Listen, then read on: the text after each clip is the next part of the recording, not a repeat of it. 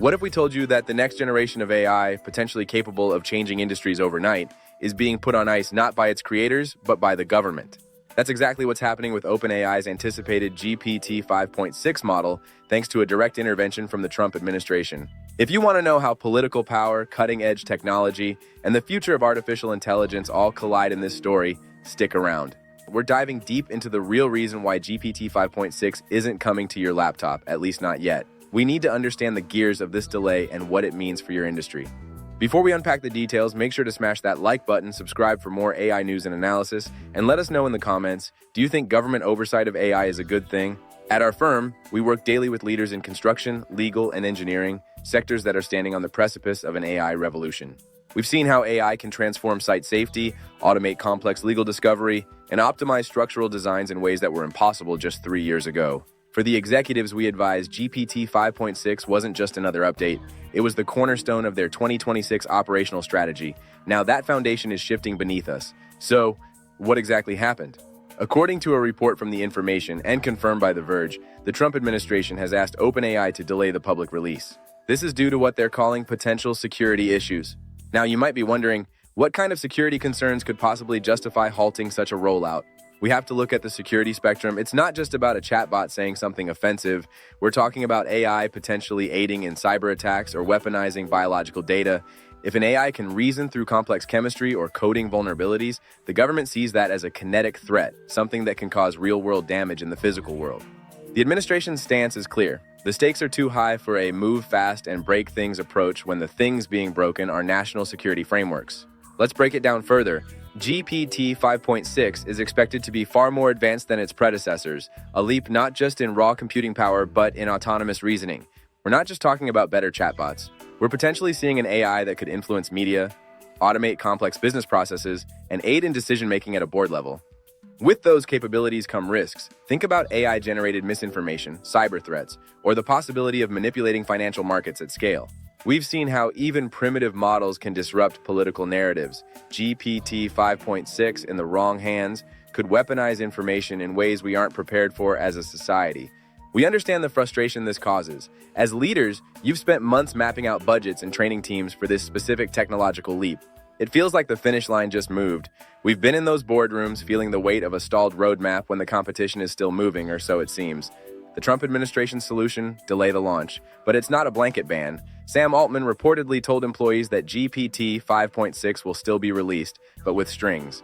Initially, only a small group of enterprise customers, big corporations, or vetted partners will get access. They'll be part of an exclusive, heavily monitored preview. During this time, the administration will approve access for each customer, one at a time, on a case-by-case basis. This is a massive shift in how technology is deployed in America. This isn't some minor delay, it's a new kind of partnership or oversight between the private sector AI pioneers and federal authorities. It's a complete paradigm shift. Interestingly, OpenAI isn't getting the worst end of this. Think about Anthropic, their main competitor, founded by former OpenAI employees and backed by massive tech giants. The administration gave Anthropic even tighter restrictions. OpenAI still gets to play the game, but with a lot of federal supervision sitting at the table. For our clients, the ROI calculation is changing. If we can't use the full power of GPT 5.6, we must focus on the efficiency of the models we do have access to right now. This is the time to optimize your proprietary data. Raw AI power is a commodity, but how you integrate it into your specific industry workflow is your true competitive advantage. Consider a case study we recently observed. 2 engineering firms were preparing for the next wave of AI.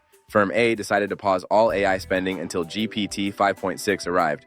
Firm B, however, pivoted. They invested in refining their current LLM implementations for project scheduling. When the delay hit, Firm A was left with nothing but an empty roadmap. Firm B had already gained a 15% efficiency boost using older models. By the time they get vetted access to GPT 5.6, they will be miles ahead because their integration is ready. This sets a massive precedent. We are seeing the federal government actively managing who gets to use the latest and greatest in artificial intelligence. It's like the early days of nuclear tech. Imagine every AI innovation having to be vetted not just for accuracy and safety, but for its broader social and political impact. That's the new world order for technology. Some will argue this is necessary. We've seen the chaos that unchecked social networks and technologies can unleash: misinformation, election interference, and privacy breaches. If a model like GPT 5.6 were to get into the wrong hands, the consequences could be enormous, from deepfake videos to automated scams targeting the most vulnerable among us.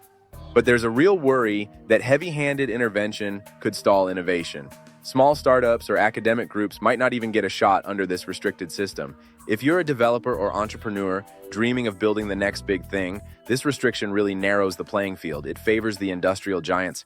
This brings us to a hidden risk for leaders: shadow AI. When the official corporate tools are delayed or restricted, your employees don't stop needing them. They just go off-grid.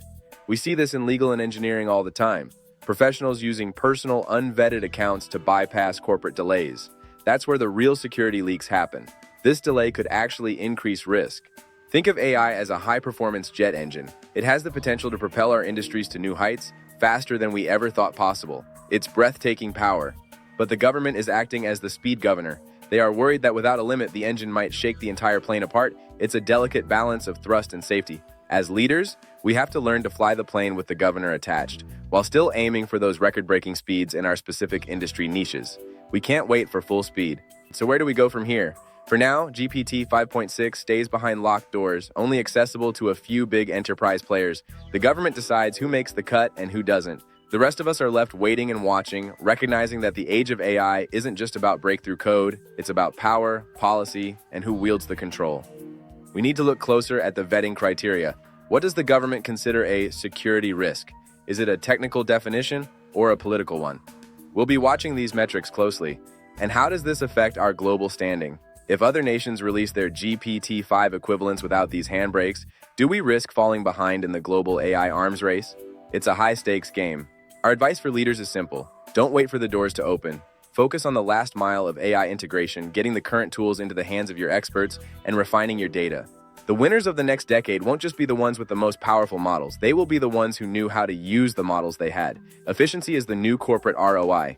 Are you worried or relieved that the government is stepping in? Do you think this will make AI safer, or are we setting a worrying trend that could stifle progress across the board? Drop your thoughts below, because this conversation needs more voices from the front lines of industry. We want to hear your take on this collision of tech and power. Let's discuss it. And if you want to keep up with the latest on AI, government policy, and the rapid-fire changes happening in the tech world, don't forget to check out the related video popping up right now in the corner. Hit that subscribe button and join our community as we make sense of the future together. Thanks for watching, and as always, stay curious and stay critical. We'll see you in the next one.